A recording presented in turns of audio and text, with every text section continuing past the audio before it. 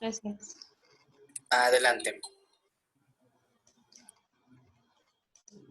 Buenas tardes. El cuarto tema, que sería tema de familia en derecho civil, vamos a tomarlo desde la parte de historia, como hemos venido haciendo, muy general, con los temas anteriores. Y vamos a comenzar a definir lo que es la familia. Terminológicamente y en sentido estricto, familia deriva de famulus, siervo, criado doméstico, de donde familia equivaldría al número de siervos de una casa, es decir, el número de personas o habitantes que están en una casa, en un domicilio. Sin embargo, también con familia se indica el caudal de bienes de la misma, la ascendencia, descendencia y parentela, y por supuesto el conjunto de personas que viven en una casa bajo la potestad del dueño de ella. En esta parte, nosotros cuando tocamos el tema de bienes, de patrimonio en específico, pues a esto se refiere, a la parte en la que una familia tiene un patrimonio y ese patrimonio está contemplado desde el domicilio donde viven, que es la casa como un bien, el bien inmueble si es propio, si es rentado, lo que constituye y está dentro de ese bien, las cosas, a lo mejor un vehículo, y bueno, en aquel entonces también incluía el número de servidumbre que tenían, el número de parcelas, los lotes con los que contaban. Todo eso forma parte de la constitución de una familia. En este sentido, Ulpiano, un jurista, nombra a grupo de personas vinculadas entre ellas por el hecho de estar sometidas a la voluntad de un solo pater familias. Aquí estamos hablando de derecho romano, la familia romana. Para que alguien se constituyera una familia tendría que estar sujeta a la decisión de una sola persona, en este caso el pater familias. A la fecha nosotros podemos tomar o han escuchado cuando un grupo de amigos o una empresa o un grupo de personas dicen, eres mi familia. ¿Por qué? Porque están unidas de algún modo, tienen un lazo, un objetivo principal y un objetivo final. Inclusive aunque no sean sus parientes, lo toman como una familia porque si nos remitimos a esta parte del derecho, bueno, aquí estábamos ligados a una cabeza, a una persona que tomaba decisiones sobre el resto de los miembros de esa familia, que en ese momento se llamaba paterfamilias. Ahora, la familia la podemos entender como un grupo social básico, creado por vínculos de parentesco o matrimonio y que está presente en todas las sociedades. Cuando nosotros definamos lo que es parentesco y las clases de parentesco que hay, podemos corroborar que todo eso lo llamamos familia. Una familia también se crea desde el matrimonio y esto es en todas las sociedades. De hecho, hasta en los animales pues forman familias. Hay ciertas especies que se conforman de manera específica. Los humanos, obviamente, desde la antigüedad hasta la fecha, nos vamos formando en un círculo social que el más básico y el primero y el que nos presenta toda esa, tanto nuestros antecedentes, nuestra historia, costumbres y todo ese legajo de situaciones inherentes a nuestros ancestros que vamos llevando con nosotros desde el momento en el que pertenecemos, en el que nacemos a esa familia o pertenecemos a un grupo pequeño denominado familia y de donde a lo mejor se van adquiriendo ciertas historia. Aquí podemos entrar un poco a lo que es el derecho consuetudinario, de las costumbres, de las ideas, de las situaciones que se vengan dando, pues nosotros vamos adquiriendo eso y se va generando derecho. Idealmente, la familia proporciona a sus miembros protección, compañía, seguridad y socialización. El jurista Díaz de Guijarro, en su tratado de Derecho de Familia, la define como la institución social, permanente y natural compuesta por un grupo de personas ligadas por vínculos jurídicos emergentes de la relación intersexual y de la filiación. En todas las materias, o en la mayoría de las materias, todo parte de este grupo básico. Nosotros nacemos pertenecientes a una familia y eso nos genera una historia, unos principios y por ende unos resultados.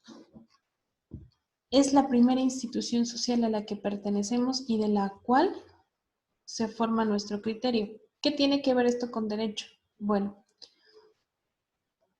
una familia, para empezar, es estudiada por el derecho civil. Su rama es el derecho civil o derecho familiar más específicamente. Dentro del derecho civil, como sabemos que es un derecho privado, estudia las relaciones entre esa familia, entre los miembros de esta familia, que vamos a corroborar desde un principio, que es cómo se crea una familia, bueno, entre un hombre y una mujer mediante un matrimonio. ¿Quién lo regula? El derecho civil. O en su caso y en algunos estados, ya entre personas del mismo sexo, un matrimonio, pero también lo regula el derecho civil. Posteriormente, ¿qué viene?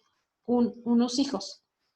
Esos hijos, ese parentesco entre los padres y los hijos y esas obligaciones y esos derechos que se crean, también los regula el derecho civil. A mejor el derecho de alimentos, las obligaciones de cuidado, de custodia, guardia y custodia, patria potestad, también las está generando el derecho civil y si vamos es inherente a la familia.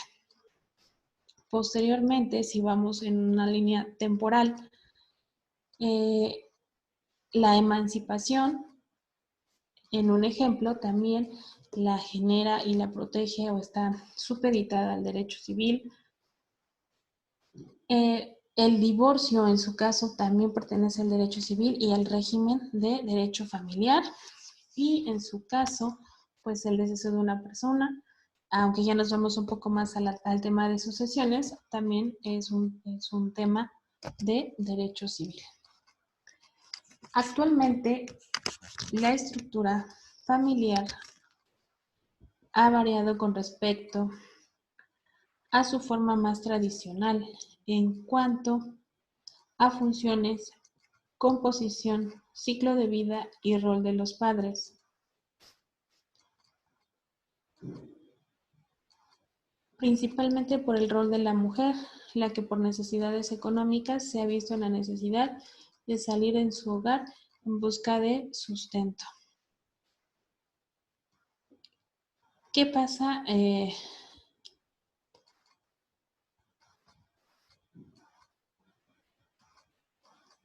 Con esta situación. Anteriormente, pues la mamá se quedaba o la mujer se quedaba en la casa, hacía las actividades del hogar y el hombre salía en busca del sustento. Actualmente, bueno, pues ustedes pueden ver, inclusive si nos vamos un poquito a derecho electoral, cómo se ha equiparado esta equidad de género. De la misma cantidad que va a haber candidatos de elección popular en un ámbito municipal, local, federal, llámese senadores, llámese diputados, tiene que haber en la misma cantidad del otro lado. ¿Por qué? Porque esa estructura de familia pues se ha venido modificando con el paso de los años, con los movimientos políticos que ha habido, con los movimientos sociales, y podemos ver cómo el derecho protege mayormente ya esa equidad. Cuando nosotros, o en derecho familiar, ustedes puedan ya ver más específico lo que es este matrimonio, pues vamos a poder observar esa parte donde cuando anteriormente te casabas, estoy hablando en materia civil, te leían la epístola de Melchor Ocampo. Y a grosso modo la epístola decía pues que la mujer tenía que servir al hombre y que tenía que atenderlo como príncipe casi casi, de una manera misógina. Llegó después de todos estos movimientos que les comento, pues llegó el tiempo en el que esa epístola ya no se lee. De algún modo forma parte de la historia, forma parte de todo eso que nos ha ido llevando a la actualidad, pero que ya estamos más liberados de esa individualidad y de ese descontrol que había entre hombre y mujer. Y todo esto, bueno, pues también se ha ido reformando en derecho. De hecho, si nos vamos a la parte del derecho familiar, específicamente en materia de registro civil, pues se reformó y así se han ido reformando todas nuestras leyes. La estructura y el papel de la familia varían según la sociedad. La familia nuclear está formada comúnmente con 2 adultos, hombre y mujer, y con sus hijos.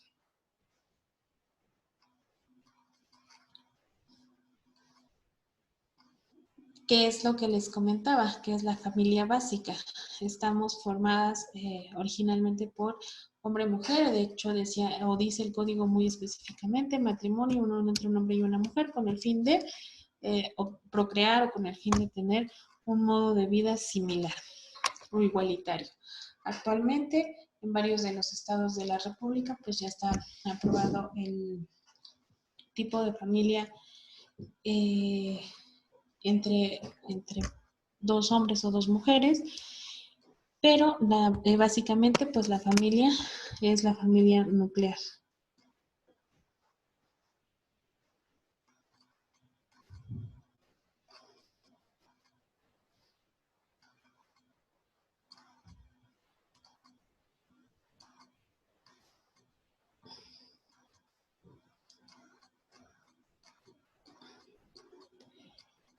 Una tercera, en otras este núcleo está subordinado a una gran familia con abuelos y otros familiares, que también lo vemos nosotros cuando llegamos a la parte de la escuela, donde muchísimos de los menores ya no son atendidos directamente por papá o mamá, sino por sus abuelos, precisamente porque, como lo vimos en diapositivas anteriores, esta parte ya se empieza a dirigir más a la mujer, ya se le empieza a dar más actividades en el trabajo, ya tiene que salir a buscar el sustento, a lo mejor inclusive ya se le puede mandar a ella una pensión alimenticia y el papá cuidar a los niños.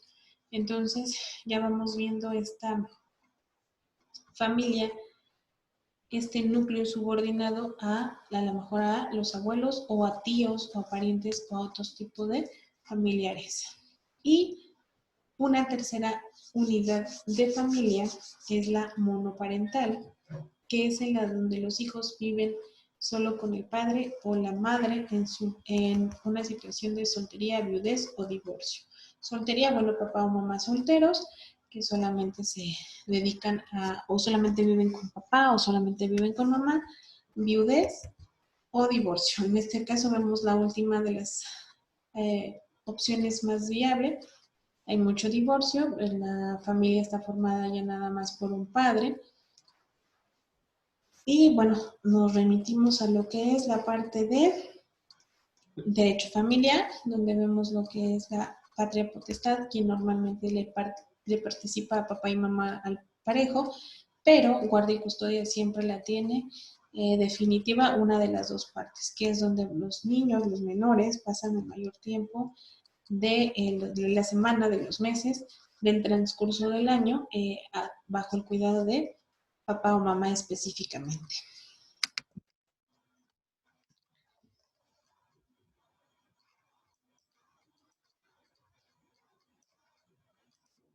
Díaz de Guijarro, en su Tratado de Derecho de Familia, lo define como el conjunto de instituciones jurídicas de orden personal y patrimonial que gobiernan la fundación, la estructura, la vida y la disolución de familia.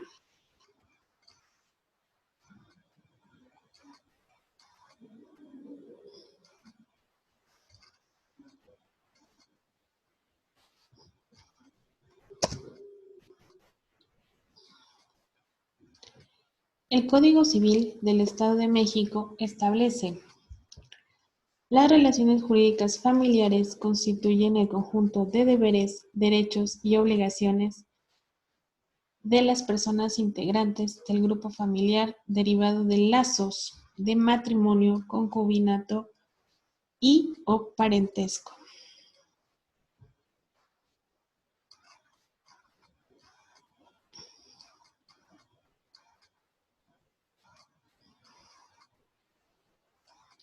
Aquí estamos hablando de cómo formamos una familia, que es a través de un matrimonio, de un concubinato que se equipara al matrimonio con los mismos derechos y obligaciones, o a través del parentesco, los lazos que adquirimos con otras personas. Es deber de los miembros de la familia observar entre ellos consideración, solidaridad, respeto recíproco en el desarrollo de las relaciones familiares. Es decir, el objetivo de una familia y del derecho de familia y de la regularización de ese derecho, pues es esa protección de lo que constituye una familia desde, precisamente por eso el derecho civil lo vimos dividido desde un individuo, desde un derecho a un nombre, a un apellido, a un domicilio. ¿Quién nos va a otorgar esa primera parte? Bueno, precisamente, pues nuestra familia. Nuestra familia nos otorga un nombre cuando nacemos, nos lleva al registro civil y nos registra. ¿Quién nos otorga un domicilio? Pues nuestra familia. Entonces, todas esas situaciones, pues se van constituyendo a manera de derecho, a manera de protección de los menores. Posteriormente, mientras son niños, nos seguimos regulando. Cuando nos casamos, el derecho sigue regulando esa parte, y durante ese proceso, durante una pensión alimenticia, durante una separación conyugal, durante una separación de bienes, por ejemplo, o donde hay una sociedad conyugal, hasta una donación entre cónyuges, etc. Y justamente aquí vamos a tocar lo que es el parentesco, y vamos a empezar igual con antecedentes, que es el parentesco en derecho romano. El parentesco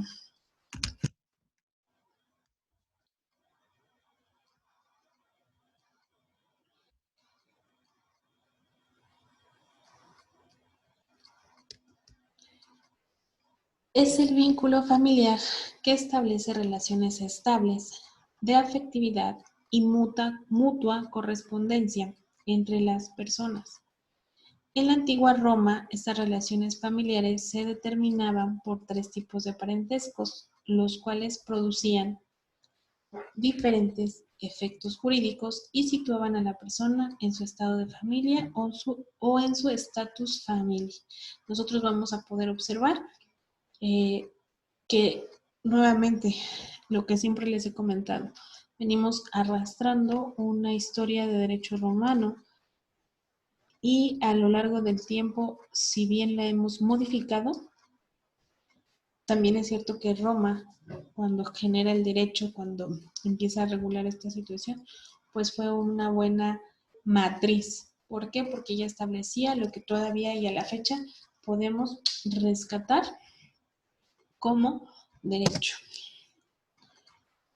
En aquel entonces, esos 3 tipos de parentesco se llamaban: el primero, agnación, que era un vínculo familiar de carácter civil, generado por estar sometido a la patria potestad de un mismo pater familias y que trae consecuencias jurídicas en temas civiles como la sucesión, que es una herencia y que hasta la fecha la tenemos, y la adjudicación de tutelas o curatelas. Si se dan cuenta, este vínculo era similar a lo que ahorita conocemos un vínculo político, porque no es un vínculo de sangre, sino es un vínculo meramente de carácter civil. Sin embargo, bueno, pues también te da derecho o te generas derechos y obligaciones también. En este caso, los derechos tenemos a la asociación y las tutelas o curatelas, que también a la fecha, pues tocamos esos dos temas, esos dos conceptos en materia jurídica. El segundo es la cognación y este era el parentesco por sangre, es decir, por línea de descendencia. Aquí sí estamos hablando de que era nuestra familia de alguna manera directa, lo que ahorita sería también un papá o desde aquel entonces, papá, mamá, hijos, tíos de sangre, nuestra línea ascendente y nuestra línea descendiente de familia. ¿Qué constituye o constituyó en aquel momento efectos jurídicos civiles respecto al padre en el gobierno del emperador Justiniano? En esta temporada, pues ya tenía esos efectos y la llamaban cognación. Y que a la fecha tocamos nosotros ese tema, que es el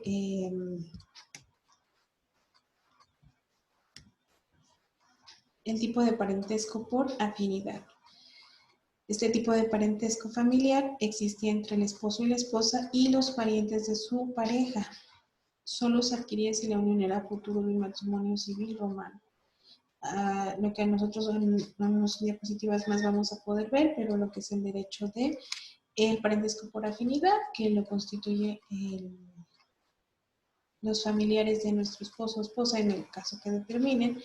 Bueno, aquí solamente si se casaban a la fecha, pues se equipara, pero lo que son nuestro cuñado, concuño, suegro, suegra y sobrinos políticos, lo que llamaríamos como sobrinos o familiares políticos. Esos son los que se determinan por afinidad.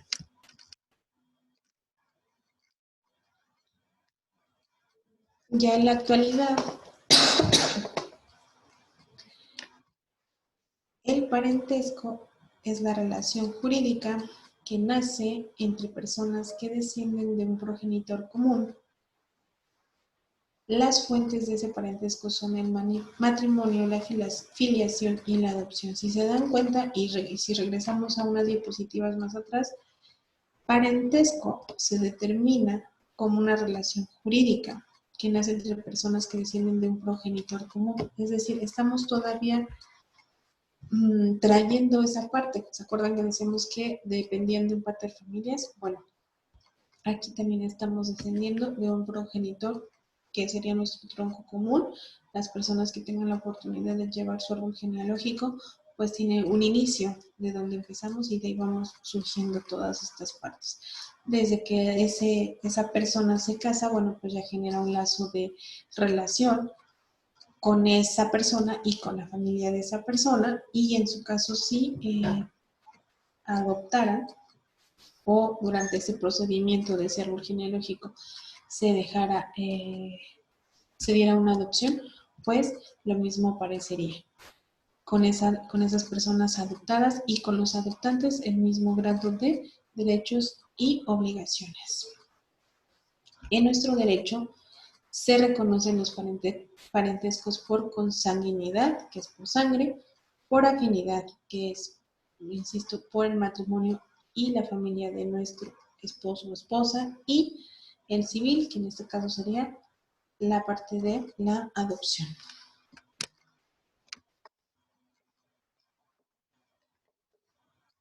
Y aquí lo podemos definir. El parentesco consanguíneo es el que existe entre personas que descienden de un mismo progenitor.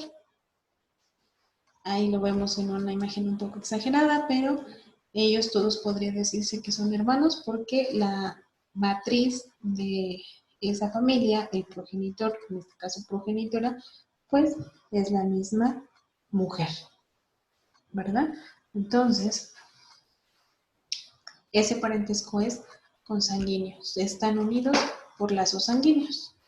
Por ejemplo, y aquí lo dice, los hermanos, pues el padre o madre es el progenitor común, o los que descienden unos de otros. Por ejemplo, el padre respecto del hijo, el abuelo respecto del nieto, los hermanos tienen el mismo padre o madre y aquellos que, así como tíos, sobrinos y primos, tienen un abuelo en común. Todas las personas que descienden unas de otras o tienen un lazo sanguíneo están unidas o estamos unidas por un parentesco consanguíneo. El abuelo, el bisabuelo, el tatarabuelo, el hijo, el padre, el nieto, el bisnieto, todos en línea están unidos por un mismo tronco común. O bien, a lo mejor ese hijo con el hermano de su papá, con la hermana de su papá, con los hermanos de su mamá, con los hijos de sus hermanos, en este caso con los hijos de sus tíos, van teniendo un lazo y vamos a ver que existe el parentesco en ascendencia, en descendencia y hasta en qué grado uno va siendo familiar.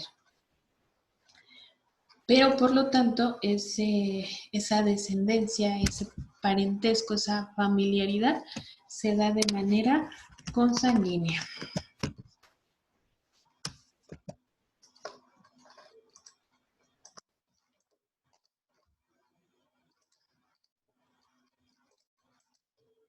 Otro tipo de parentesco es el parentesco por afinidad, que es aquel que se contrae cuando una persona se casa. Entre los cónyuges, el hombre con la mujer con el hombre, tienen un parentesco por afinidad, una familiaridad por afinidad.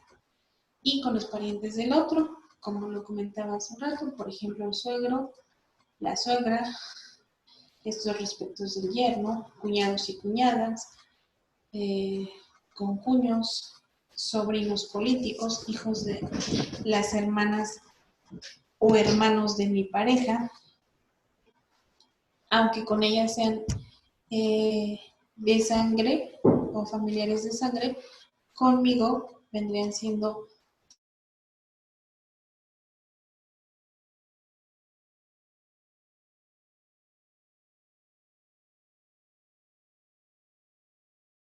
parentesco consanguíneo. Cuando unas personas deciden adoptar,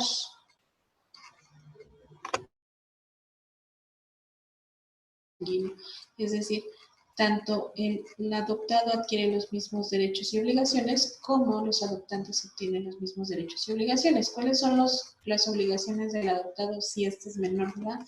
Bueno, que al cumplir la mayoría de edad o cuando sus padres, en este caso las personas que lo adoptaron, necesiten de su cuidado, pues él se obliga o él tiene la obligación también de responderle tal como lo harían unos hijos. Cuando los papás ya están muy grandes o sufren un accidente y uno ya es mayor de edad, pues así como nos cuidaron de niños, nosotros tenemos la obligación de cuidarlos ahora de adultos. Pocas veces se ven demandas de alimentos por parte de un adulto, pero existen y tienen todo el derecho, así como en algún momento ellos fueron los que proveían, de ser proveídos en cuanto a economía, en cuanto a salud, en cuanto a cuidados, en cuanto a medicina, en cuanto a integridad física. Y a su vez, esta situación de adopción se equipararía y entonces también tendría esa obligación los que hayan adquirido ese tipo de parentesco. Ahora bien, cada generación forma un grado y la serie de grados constituye esa línea, la línea del parentesco, que es la que vengo mencionando. El grado de parentesco está formado por cada generación. Todas las personas de una generación están en el mismo grado de parentesco respecto del antecesor o ascendiente. Por ejemplo, todos los hijos de un padre, sin que importe si nacieron o no de la misma madre, o si nacieron antes o después, pertenecen a la misma generación y se encuentran en el mismo grado de parentesco respecto a su progenitor. Es decir, no importa que sean medios hermanos, entre ellos coinciden con el mismo grado, el primer grado, son familiares en primer grado de parentesco. No importa si fuiste el primero o el hijo número 10, o si no eres hijo de la misma mamá. Hablando del papá, tendrías el mismo grado de parentesco con esa persona que con el resto de tus hermanos. Y aquí podemos observar que cada generación forma un grado y la serie de grados constituye esa línea precisamente de parentesco. Y vamos a ver que existe la línea recta o transversal. En este caso, la recta o la línea recta se compone de la serie de grados entre personas que descienden unas de otras, como en el ejemplo que poníamos de tatarabuelo, bisabuelo, abuelo, papá, hijo, nieto, bisnieto. Estamos hablando de una línea recta en primer grado. Es decir, el papá del hijo es en primer grado, el hijo del abuelo en segundo grado, el hijo del bisabuelo en tercer grado y el hijo del tatarabuelo en cuarto grado. Y así sucesivamente, el papá del abuelo en primer grado, el papá del bisabuelo en segundo grado, el papá del tatarabuelo en tercer grado. Y de esa manera nosotros vamos a hacer una demanda de alimentos. ¿Hasta qué grado estamos obligados a cumplir esa parte de alimentos? ¿Hasta qué grado se tiene la obligación de cumplir con esa parte? En línea recta es hasta el cuarto grado y esa línea recta no se acaba de ninguna manera. Sí, por ejemplo, el papá puede perder la patria potestad del hijo, pero el hijo sigue teniendo una línea recta y un grado de parentesco con el abuelo, aunque a lo mejor el papá ya por aquí ya por cierta razón perdido ese derecho. Sí, las líneas de parentesco pues no son divisibles en este caso, no podrían ser modificables. También pueden considerarse de forma descendiente y ascendente, es decir, de arriba para abajo o de abajo para arriba, cuando el reconocimiento del parentesco se inicie del progenitor al último de sus descendientes, es decir, el abuelo al nieto. Por el contrario, la línea recta ascendente de parentesco se suscitaría cuando el registro del parentesco se efectúe de los descendientes al progenitor, contrario sensu, del nieto al abuelo, es decir, en línea hacia arriba o hacia abajo, pero la línea, el grado no cambia. Obviamente, el hijo, el papá del nieto, el papá del hijo es en primer grado, el hijo de su hijo sería en primer grado, pero el hijo de su hijo con su papá, pues ya sería en segundo grado, porque estaríamos hablando de hijo y abuelo. Pero esa es la línea recta, subir o bajar en un parentesco consanguíneo. Por su parte, la línea transversal se compone de serie de grados, esto entre personas que, sin descender una de otras, proceden de un progenitor o de un mismo tronco común. Y esta línea transversal también se conoce como línea colateral. Es decir, estamos hablando, en este caso, de los hermanos, de los primos. Por ejemplo, mi hermano y yo tenemos un parentesco en primer grado consanguíneo. Somos hijos del mismo progenitor y estamos en la misma altura. Si no hay división.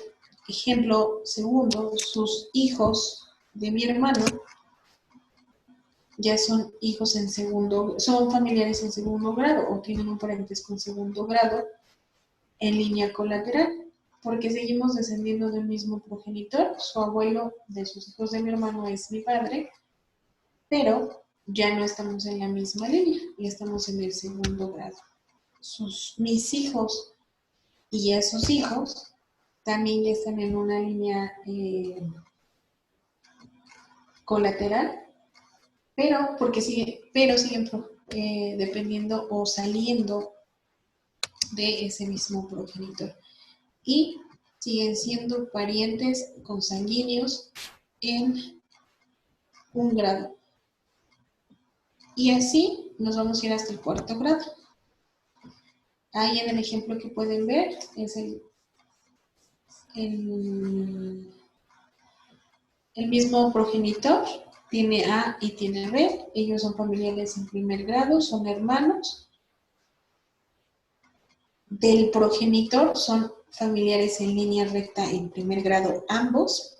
Nieto A y nieto A de hijo A ya son familiares en línea recta con el progenitor y en línea colateral con el hijo B. En segundo grado, nieto B es familiar en línea recta con el progenitor en segundo grado y es un familiar colateral con los nietos A y el nieto A del hijo A en línea colateral, porque en este caso ya serían primos. Sé que así suena un poquito tedioso, pero digo, si lo vemos de una manera más común, lo podemos entender. Por eso, cuando nosotros hacemos una demanda de alimentos, podemos demandar tanto al papá, en este caso, si yo demando que mis hijos les cubra a su papá la comida, el pago de alimentos. Puedo demandar a su papá, puedo demandar a su abuelo, en este caso el papá de su papá, o puedo demandar a sus hermanos, o puedo demandar a sus sobrinos. Sí, obviamente son mayores de edad y tienen la capacidad económica de hacerlo. ¿Por qué? Porque todos estamos obligados, conforme a derecho, en proteger siempre esa parte, conforme a los grados de parentesco. Esta se encuentra formada por dos líneas rectas que coinciden de un progenitor común. Esto es, los parientes no descienden unos del otro, pero sí reconocen una misma cabeza, un mismo progenitor, un mismo punto de donde salieron.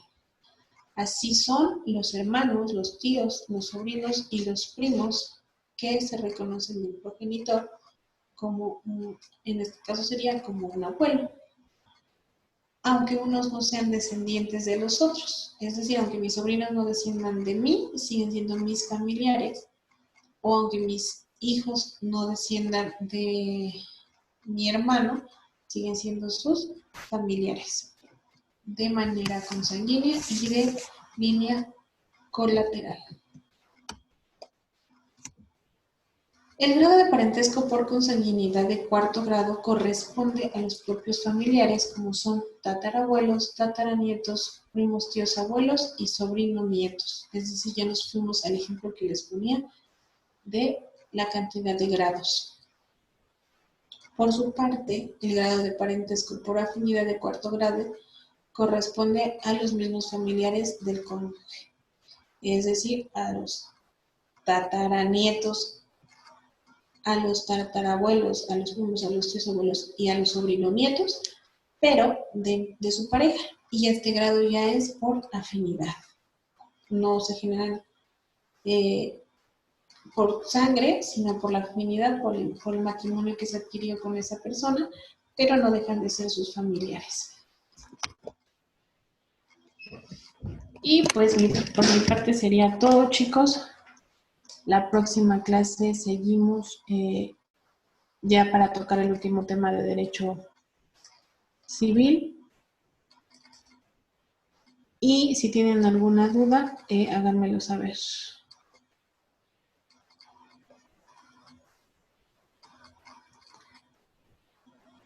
Por ahí en las clases se les dejó un trabajo de precisamente una línea de parentesco.